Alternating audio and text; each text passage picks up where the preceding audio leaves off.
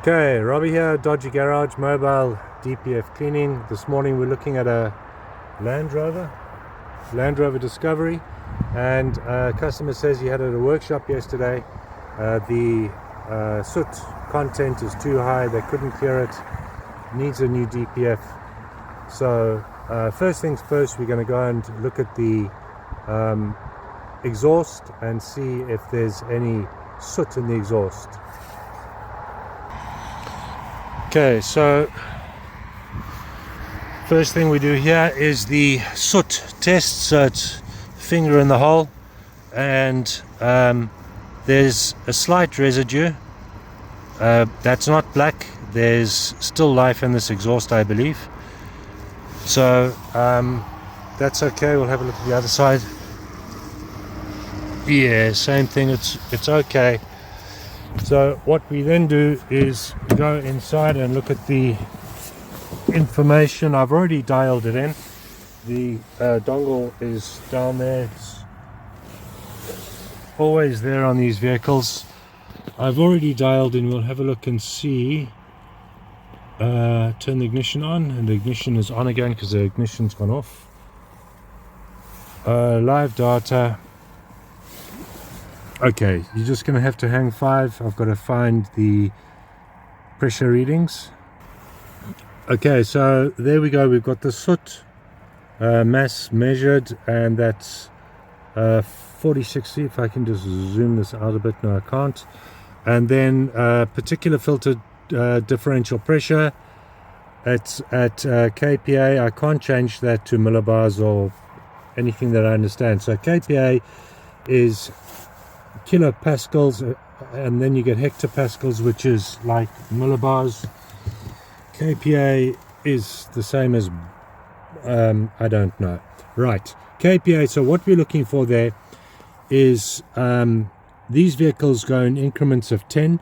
So at idle, at engine off as it is at the moment, you want that at 0, and then when the engine's idling on these vehicles, you want it at between 0 and 10 millibars of pressure. So on this vehicle, at 10 millibars of pressure, it'll be at 1 kPa. Okay, which, let's start her up. Okay, so we've got her idling.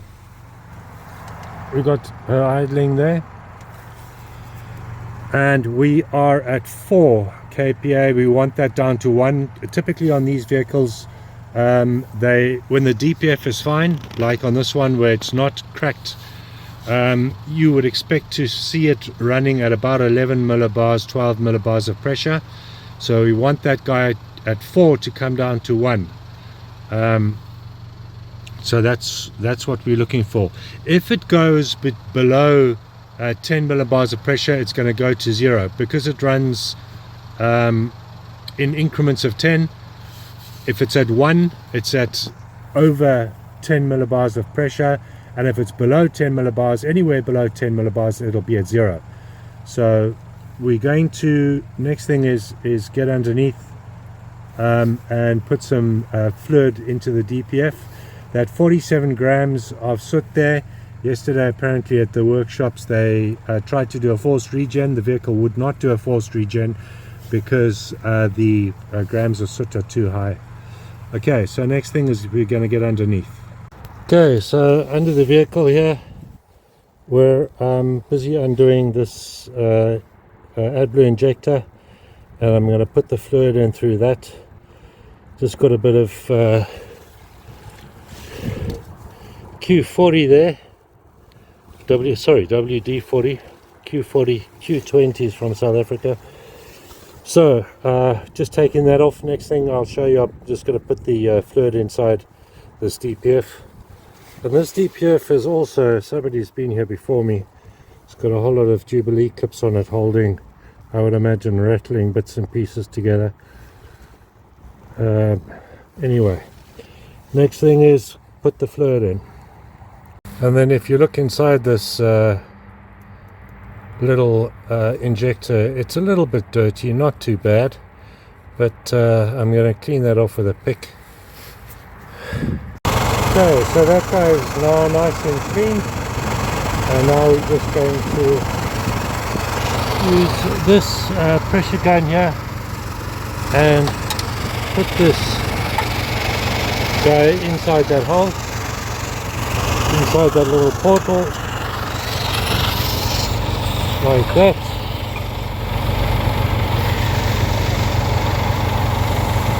Okay, like that. And then press the gun and push the fluid in. It's really as easy as that. And the fluid is now going in. Okay, and so the AdBlue injector is back in place. We're all closed up, we're all done down here. Half an hour to let the chemicals do their thing inside this DPF. And next thing is to go up top, start the engine up after half an hour, look at the pressure readings, reset everything, do a couple of tricks, and then we should be good to go. Okay, and so I'm just changing over from the Autel to the King Bolin, and the reason being is that the King Bolin is launch based, and the software is easier for me to look at, read and understand. So we're just changing over. Okay, so on this particular Land Rover, I'm very surprised it's got very few fault codes. So wherever it's red, there's a problem. And these vehicles usually light up like a Christmas tree. So I just have a look and see what's in these other fault codes here. Nothing for me today. And the only fault code that's there, that's for me, is diesel particulate filter restriction P2463, and then what we're going to do is go into data stream and then pull up the modules that we're interested in looking at.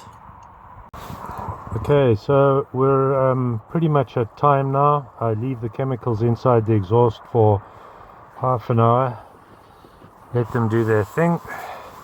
Then I brought up the modules that I want to look at, the information that I want to look at. Engine coolant temperature, the revs, your exhaust gas temperatures, exhaust particular filter soot mass, and then particular filter differential pressure, 0 HPA, same as millibars. Engine off, and that's where it should be. And then obviously there, diesel particulate filter full, management light is on. Visit dealer.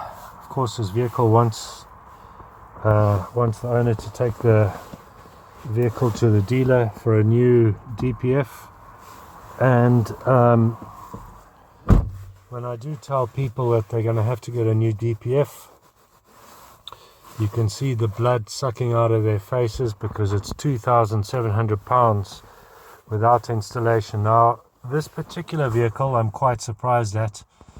If you look there, let me just get that, is at 81,400 miles, and the DPF is not properly cracked yet. That very, very slight amount of soot that's coming onto the tips of the exhaust is telling me that it's on its way. It's busy separating from its housing. So my suggestion is to the owner of this vehicle is to, I'll get it going now, clean it out, get it all running properly. But I think it's time to sell it on, because I think the DPF is on its way out. So we're going to see what the resulting pressure is. These vehicles move in increments of 10. So it goes from 0 to 10. You want them to be at 10. In other words, this guy here, this 0 HPA at idle, you want it to be at 10. If it goes below 10, it's between 0 and 10, and that's an indication that the DPF is busy cracking. So let's start her up and bring her up to temperature. So at idle now, you can see there we're at 160 HPA. That's what I would expect. And I'm going to rev it up now. I'm going to bring the revs up to about 2.5.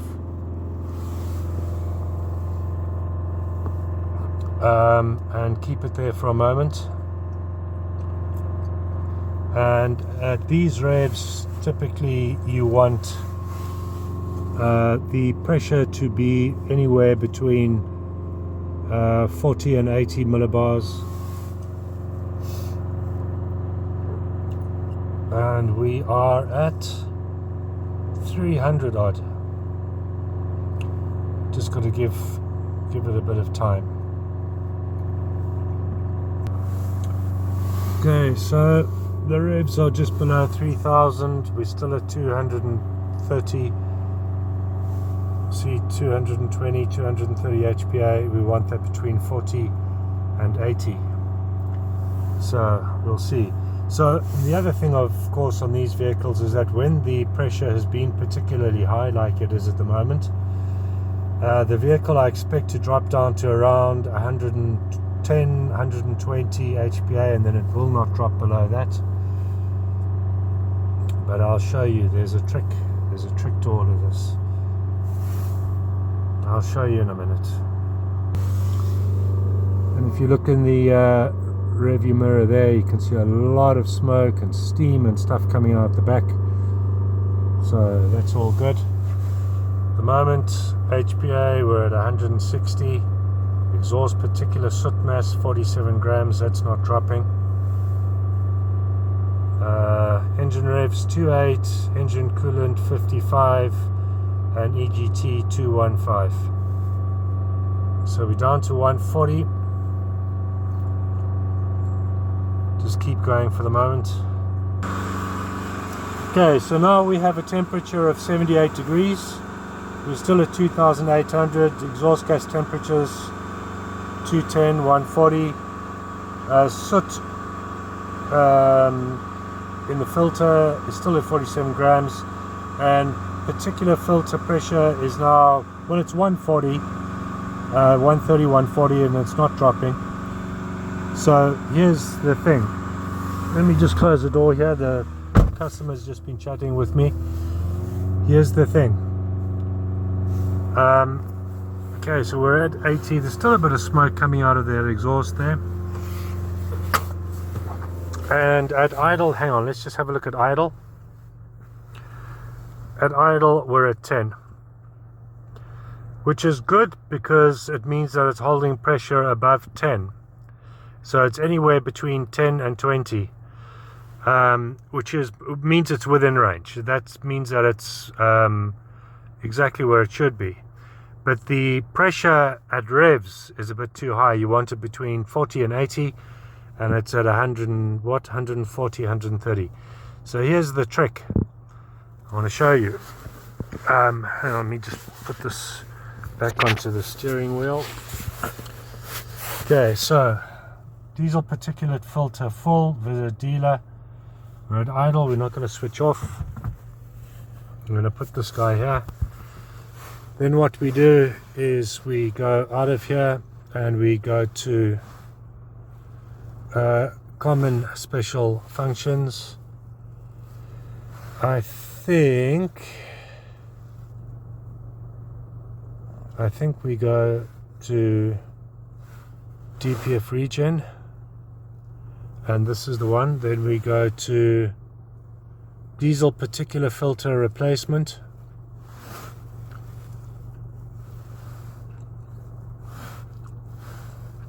Yep. Okay, let me just turn. So you've got to do this with the engine off. Okay, engine off, ignition on. Okay, and we go, okay, turn ignition off and on. Off and on.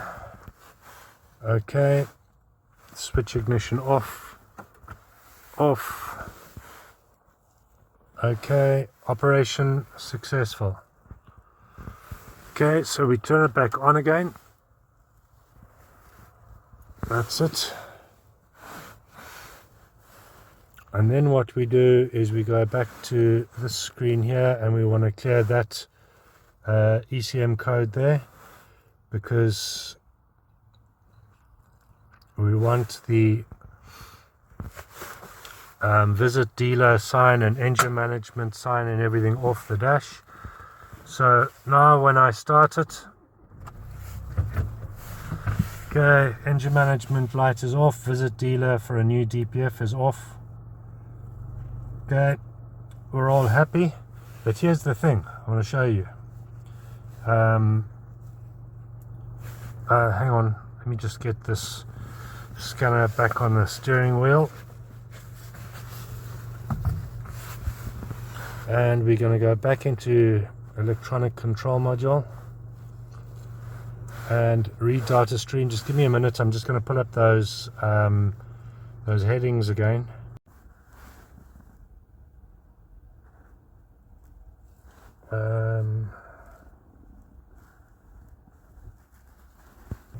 Okay, so where we are, I'm quite surprised by this particular vehicle.